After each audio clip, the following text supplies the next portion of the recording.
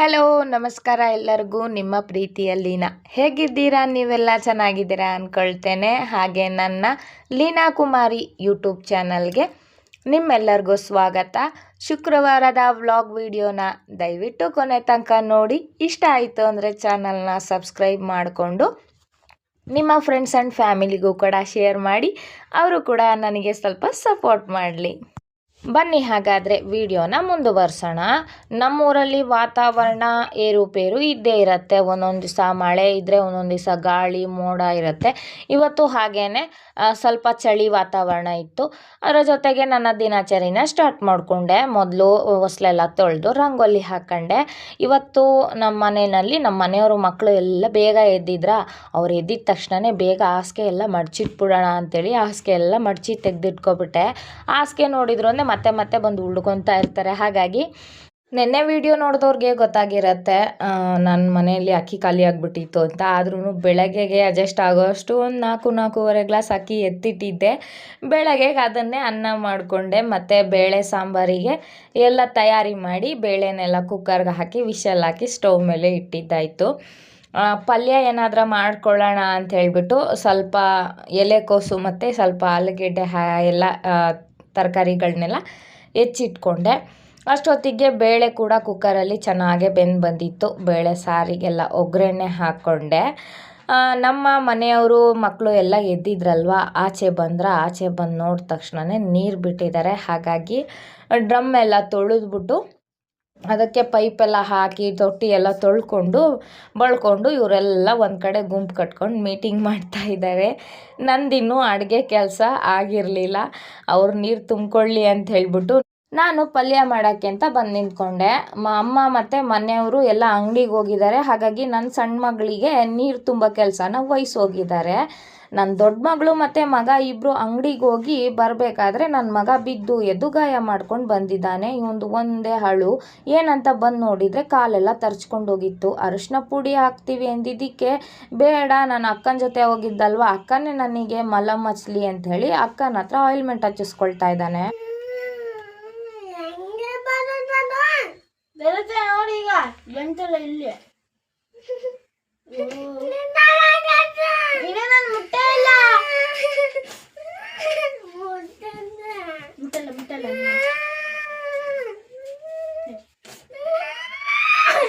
ತಡಿಯೋ, ಏನಾಗಲ್ಲ.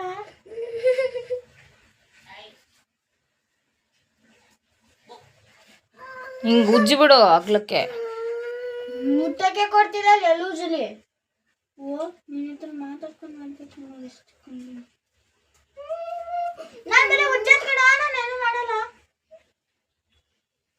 ಅಷ್ಟೊತ್ತಿಗೆ ಅಮ್ಮನು ಅಂಗಡಿಯಿಂದ ಮನೆಗೆ ಬೇಕಾಗಿದ್ದು ಕೆಲವೊಂದು ಐಟಮ್ ಎಲ್ಲ ತೊಗೊಬಂದರು. ಹಾಲು, ಬಿಸ್ಕೆಟು ಮತ್ತು ಟೀ ಪೌಡ್ರು, ಪೇಸ್ಟು ಮತ್ತು ಪಾತ್ರೆ ತೊಳೆಯೋ ಸೋಪೆಲ್ಲ.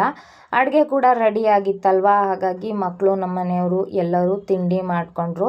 ನನ್ನ ಸಣ್ಣ ಮಗಳು ಹೊರಗಡೆ ಎಲ್ಲ ನೀರು ತುಂಬಿಸಿದ್ಲು ಪಾಪ. ಒಳಗಡೆ ಕುಡಿಯೋಕ್ಕೆ ನಾವು ಬಿಂದಿಗೆಯಿಂದ ತಂದು ತುಂಬ್ಕೋಬೇಕಾಗತ್ತೆ. ಹಾಗಾಗಿ ಅಮ್ಮ ಕುಡಿಯೋಕ್ಕೆಲ್ಲ ನೀರು ತುಂಬಿಕೊಂಡ್ರು. ಮನೆಯವ್ರಿಗೂ ಕೂಡ ಕೆಲಸಕ್ಕೆ ಟೈಮ್ ಆಯಿತು ಅಂತ ಅವರು ಹೊರಟೋದ್ರು. ಆಮೇಲೆ ಅಮ್ಮ ಮಕ್ಕಳಿಗೆಲ್ಲ ಸ್ಕೂಲಿಗೆ ಅಂತ ಹೇಳ್ಬಿಟ್ಟು ರೆಡಿ ಮಾಡಿಬಿಟ್ರು.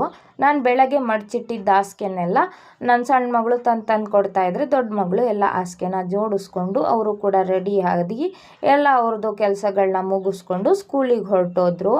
ನೀರು ಹೇಗಿದ್ರು ಬರ್ತಿತ್ತಲ್ವ, ಹಾಗಾಗಿ ಗಿಡಗಳಿಗೆಲ್ಲ ಸ್ವಲ್ಪ ನೀರು ಹಾಕ್ಕೊಂಡ್ವಿ. ಅಲ್ಲಿ ಬದನೆಕಾಯಿ ತುಂಬ ಬಿಟ್ಟಿತ್ತು.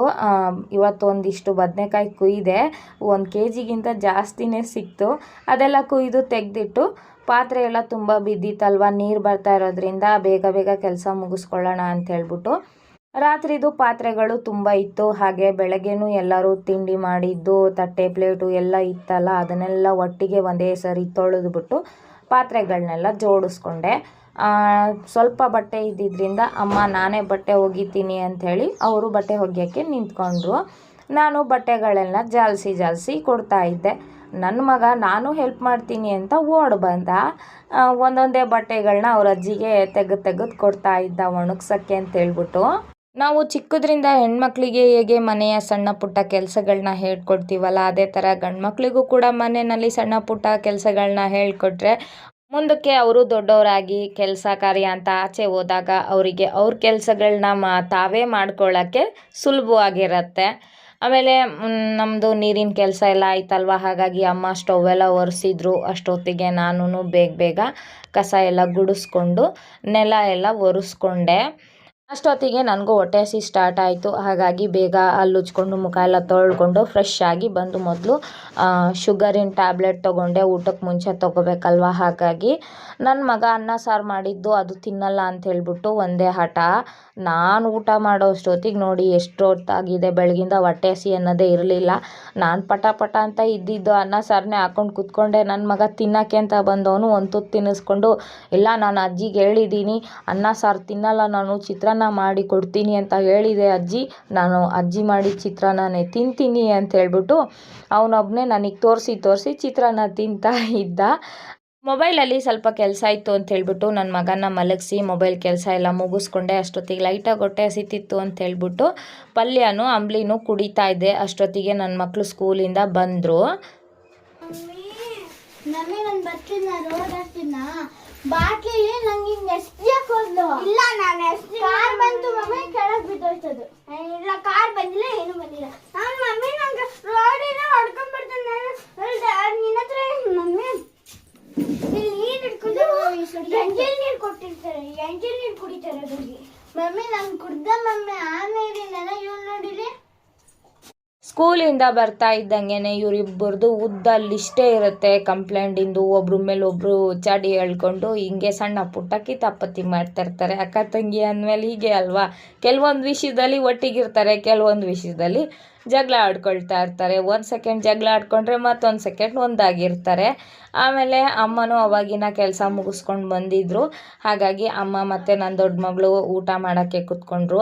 ನಮ್ಮನೆ ಕುಳ್ಳಿಗೆ ಅಂಬ್ಲಿ ಅಂದರೆ ಭಾರಿ ಇಷ್ಟ. ಆಲ್ರೆಡಿ ಕುಡ್ಕೊಂಡು ಕೂತಿದ್ದವಳು ಪಾತ್ರೆಯಲ್ಲಿ ಬದಿದ್ನೆಲ್ಲ ಬಳ್ಕೊಂಡು ಪಲ್ಯನೂ ಬಳ್ಕೊಂಡು ಅಂಬ್ಲಿ ಜೊತೆ ಇಟ್ಕೊಂಡು ತಿಂತಾ ಇದ್ದಾಳೆ. ಏನೇ ಆಗಲಿ ಸ್ಕೂಲಿಂದ ಬಂದ ತಕ್ಷಣ ಏನಾದರೂ ತಿನ್ನಬೇಕು ಅನಿಸತ್ತೆ. ಏನಿರುತ್ತೋ ಅದನ್ನು ತಿಂತಾರೆ ನನ್ನ ಮಕ್ಕಳು, ಪರವಾಗಿಲ್ಲ, ಅಡ್ಜಸ್ಟ್ಮೆಂಟ್ ಮಾಡ್ಕೊಳ್ತಾರೆ. ಸಾಯಂಕಾಲ ಆಗಿದ್ದರಿಂದ ಮಕ್ಕಳೆಲ್ಲ ಹೋಮ್ವರ್ಕ್ ಮಾಡ್ಕೊಳ್ಳೋಕ್ಕೆ ಕೂತ್ಕೊಂಡ್ರು. ನಮ್ಮನೆಯವರು ಅಷ್ಟೊತ್ತಿಗೆ ಕೆಲಸ ಮುಗಿಸ್ಕೊಂಡು ಬಂದರು. ಅಕ್ಕಿ ಖಾಲಿಯಾಗಿದೆ ಅಂತ ಹೇಳ್ದಲ್ವಾ, ಚೀಲ ಕೊಡು ಹೋಗಿ ಅಕ್ಕಿ ತೊಗೊಬರ್ತೀನಿ ಅಂಥೇಳಿ ಅವರು ಹೋದರು. ಅವ್ರು ಬರೋಷ್ಟೊತ್ತಿಗೆ ಅನ್ನಕ್ಕೆ ನೀರು ಬಿಸಿಗಿಟ್ಬಿಟ್ಟು ಸಿಹಿ ಕುಂಬಳಕಾಯಿ ಒಂದು ತೊಗೊಂಡು ಬಂದಿದ್ದರು. ಅದನ್ನು ಕಟ್ ಮಾಡಿ ಪಲ್ಯ ಮಾಡೋಣ ಅಂಥೇಳಿ ಕಟ್ ಮಾಡೋಕ್ಕೆ ಕೂತ್ಕೊಂಡೆ. ಆದರೆ ಈ ಸಿಹಿ ಕುಂಬಳಕಾಯಿ ಸಿಪ್ಪೆ ಬಂದು ತುಂಬಾ ಗಟ್ಟಿ ಇತ್ತು. ಹಾಗೆ ನಮ್ಮ ಮನೆಯಲ್ಲಿ ಕತ್ತಿ ಇರಲಿಲ್ಲ. ಹೇಗೇಗೋ ಕಷ್ಟಪಟ್ಕೊಂಡು ಈ ಸಿಹಿ ಕುಂಬಳಕಾಯಿನ ಕಟ್ ಮಾಡಿ ತೆಗಿಯೋ ತನಕ ಇವತ್ತು ನಾನು ಪಾಡುಪಟ್ಬಿಟ್ಟೆ. ಒಂದು ಕ್ಷಣ ಎಷ್ಟು ಸಿಟ್ಟು ಬಂತು ಅಂದರೆ ಇದನ್ನು ತೆಗೆದು ಹಂಗೆ ಬೇಯಿಸಿ ಹಂಗೆ ತಿನ್ಕೊಂಬಿಡೋಣ, ಬೇರೆ ಏನಾದರೂ ತರಕಾರಿ ಸಾರೋ ಬೇಳೆ ಸಾರೋ ಏನಾದರೂ ಮಾಡ್ಕೊಬಿಡೋಣ ಅನ್ನಿಸ್ತು. ನಿಜವಾಗ್ಲೂ ಅಷ್ಟು ಬಲ್ತೋಗ್ಬಿಟ್ಟಿತ್ತು. ಇದು ತುಂಬಾ ಸಿಪ್ಪೆ ಗಟ್ಟಿ ಇತ್ತು. ನಾನು ಕಷ್ಟಪಡೋದು ನೋಡಿ ನನ್ನ ಮಗಳು ಬಂದು ಹೆಲ್ಪ್ ಮಾಡಿದ್ಲು. ಅಷ್ಟೊತ್ತಿಗೆ ನಮ್ಮ ಮನೆಯವರು ಒಂದು 5-10 kg ಆಗೋಷ್ಟು ರೇಷನ್ ಅಕ್ಕಿನೇ ಯಾರ ಹತ್ರನೂ ಕೇಳಿ ಇಸ್ಕೊಂಡು ತೊಗೊಂಡು ಬಂದರು. ಅಷ್ಟೊತ್ತಿಗೆ ನೀರು ಕೂಡ ಬಿಸಿಯಾಗಿತ್ತಲ್ವ, ಅಕ್ಕಿ ತೊಳೆದು ಹಾಕ್ಕೊಂಡೆ. ಆಮೇಲೆ ಪಲ್ಯನೂ ಮಾಡಿಕೊಂಡೆ. ನಮ್ಮ ಮನೆಯವ್ರಿಗೆ ಎಲ್ಲರಿಗೂ ಊಟ ಕೊಟ್ಟು ಎಲ್ಲರಿಗೂ ಹಾಸಿಗೆ ಎಲ್ಲ ಹಾಕ್ಕೊಟ್ಟೆ. ಆಮೇಲೆ ನನ್ನ ಮಗಳಿಗೆ ಸ್ಕೂಲಲ್ಲಿ ಏನೋ ಪ್ರಾಜೆಕ್ಟ್ ಹೇಳಿದ್ರು ಅಂತ ಹೇಳಿದ್ಲು. ಹಾಗಾಗಿ ಇದನ್ನು ಮಾಡ್ಕೊಂಡು ಕೂತ್ಕೊಂಡಿದ್ದೆ.